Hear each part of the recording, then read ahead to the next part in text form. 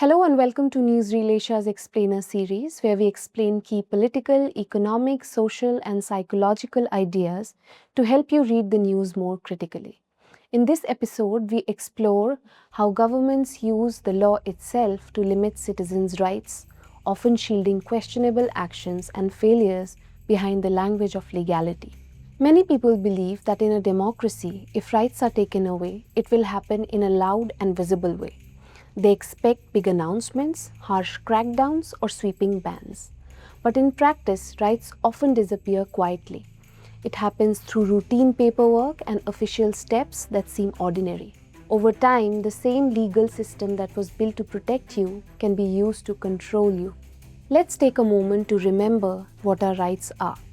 The right to speak freely, the right to gather peacefully, the right to practice any religion or to follow none at all, the right to move freely, to keep our privacy, and to live with personal freedoms. These rights belong to every citizen, and the Constitution recognizes them as basic protections. But no leader stands up and says, "We are banning protests." That would cause a public backlash. So instead, they say, "We are updating public order rules." They don't say, "We are going after journalists." They say, "We are tightening national security." On paper, the Constitution says the same. But in practice, freedoms begin to disappear. This kind of control often works through laws written in vague language, words like morality, decency, law and order, or national interest. They sound fair and responsible, but they are not clearly defined. That gives governments a lot of room to decide when and how to use them. It also gives them room to expand their powers. All they need is a moment of tension, a protest, a disturbance, or even a rumor. Any of these can be presented as a threat. Once this happens, they call for special measures and law gives them more room to restrict freedoms. This is exactly the kind of legal drift that German political theorist Carl Schmitt warned about. He observed that governments often create special powers during a crisis, like unrest or threat to national security. These powers are supposed to be temporary, but once introduced, they tend to stick around. Schmitt called this state of exception, where leaders claim the moment is too serious for normal rules to apply. Over time, that exception becomes routine. So laws that were meant for rare situations start getting used almost on a daily basis, even when there's no real emergency. Let's take a real example. The Unlawful Activities Prevention Act, or the UAPA, was introduced to tackle terrorism.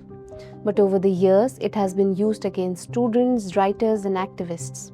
Some were arrested for attending a protest, sharing a speech, or organizing a meeting. Under the UAPA, the state can jail someone for months without trial. You're not convicted, you're just held. And it's all within the law. Another example is the Section 163 of the Bharatiya Nagrik Suraksha Sanhita 2023. The new criminal procedure law that replaced the old CRPC. This section lets local authorities ban public gatherings if they believe there's a threat to public order. It's built on the same logic as the older Section 144, which came from colonial-era policing. These powers were originally meant for serious unrest like riots, but today they are often used to block peaceful protests, marches, and even silent demonstrations. Officials say they are just following the law, but in practice, these orders shrink public space and shut down dissent. Political thinker Hannah Arendt warned that early signs of totalitarianism often look ordinary. Without any violence or dramatic takeovers, they begin with quiet changes in the law. People are told that everything is still normal. Courts still work.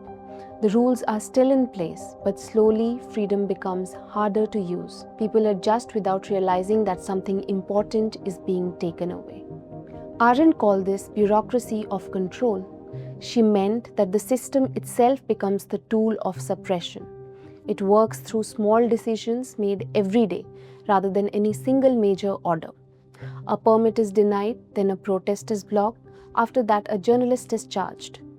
Each step is justified as a procedure. Each action looks official. But taken together, the system starts working against people it was meant to protect. Another tactic used by those in power is selective enforcement. This means the law is applied differently to different people. A protest is approved in one city and blocked in another. A powerful leader makes bold statement and nothing happens. A student says something and is arrested. The law is written the same way for everyone, but it is not used the same way. One reason this keeps happening is that people often trust the law without question. If something is written into a law, they take it as proof that it must be right or fair.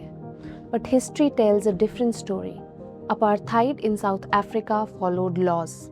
Segregation in the US was upheld by courts. The emergency in India was declared under constitutional provisions. These were all legal, but they weren't just. So what can citizens do? Start by asking simple questions. Who is being targeted? What law is being used? Is the punishment fair for what actually happened? Is this law used the same way for everyone or against critiques? And most importantly, does the action make rights stronger or does it quietly take them away?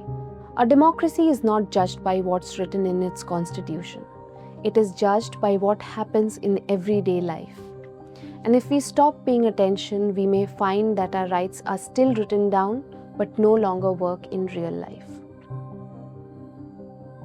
If you like this video, don't forget to subscribe to Newsreel Asia's YouTube channel and do visit our website at www.newsreel.asia. There you can find video ground reports, text insights as well as explainers like this.